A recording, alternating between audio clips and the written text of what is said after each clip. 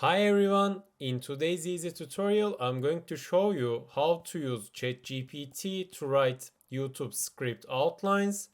Welcome to the channel, let's dive into it. So let's start typing down write me first and then let's write down our style.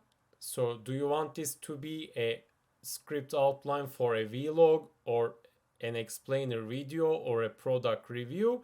So let's say documentary and let's write down YouTube script outline. And finally, let's write down our subject. So I'm going to write down Millie Bobby Brown here and let's hit enter to get our script outline. And here's our script outline. Here you can see the scenes.